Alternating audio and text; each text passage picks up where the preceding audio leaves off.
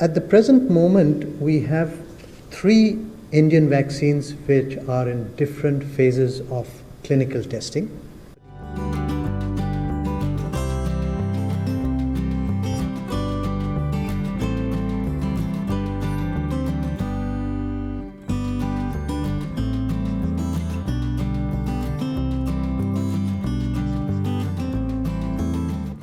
I will update you on basically on two things.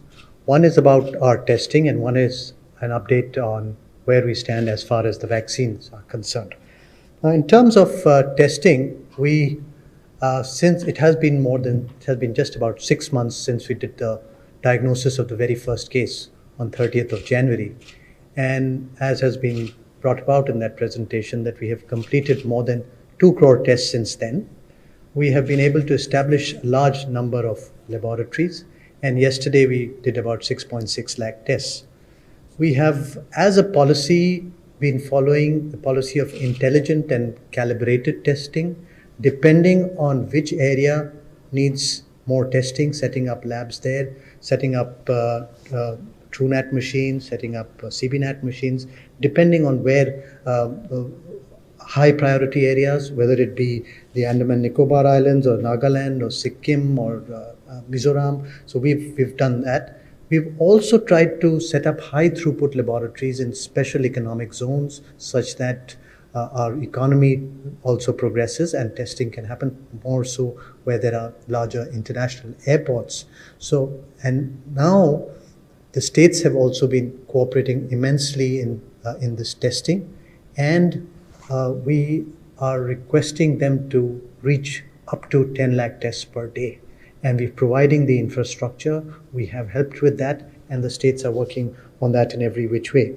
But it is important for states to analyze their data. More important, it's important for the states to analyze their data and mount locally specific data-driven response, what we call as knowing the epidemic. So the states have to know the epidemic at the state level and the district level and mount responses which are data driven, and there is enough data now. We have set up systems so that all the data is available for every state, every district, every laboratory that is testing, and that is will go a long way as we tackle the epidemic. Coming to the second point in terms of the update on the vaccines, as we know, there is no specific drug or vaccine available yet for COVID-19. However, we have about 141 candidates that are being studied the world over. About 26 are in different phases of clinical trials, and the need of a vaccine is both great and urgent, but there is a dilemma. The pandemic is progressing rapidly, and to develop a vaccine, it takes time. Time not only from the science aspect, but also from the social, cultural, and regulatory aspects.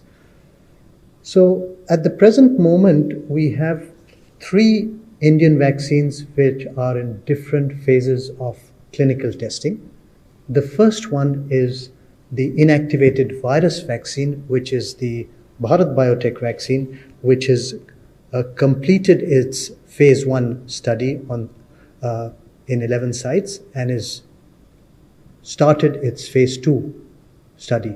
Now, what is phase 1 and phase 2? Phase 1 and phase 2 are safety studies, more importantly safety studies, and very early efficacy studies. They look at how efficacious is the vaccine early.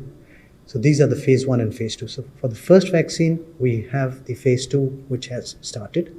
Similarly, for the DNA vaccine of Zydus Cadila, we have, India has completed the phase 1 and has embarked on the phase 2 of study at 11 sites, and that is also progressing well. And the third vaccine, which got its approval only yesterday, is the recombinant Oxford vaccine being manufactured by Serum Institute of India, and which has got approval for phase 2 and phase 3 clinical trials, which are starting within a week at 17 sites gradually as the sites clear their. So important to remember that once we have safe and effective vaccines, we really need to worry about 4 points. One is prioritization and fair distribution of the vaccine. 2 is the logistics of vaccine rollout and the cold chain. 3 is stockpiling. And 4 is training of people who are to be giving these vaccines. Although India has been rolling out these other vaccines for many years and has the know-how and the caliber for this. The last point that I want to make, that till such time that we have a safe and effective vaccine becomes available, till such time a safe and effective vaccines become available, and even after, I emphasize that sustained behavioral change, physical distancing, wearing a mask, proper hand hygiene, physical distancing is probably the best vaccine available at the moment and even after. So we will have to continue with these measures absolutely. Thank you so much.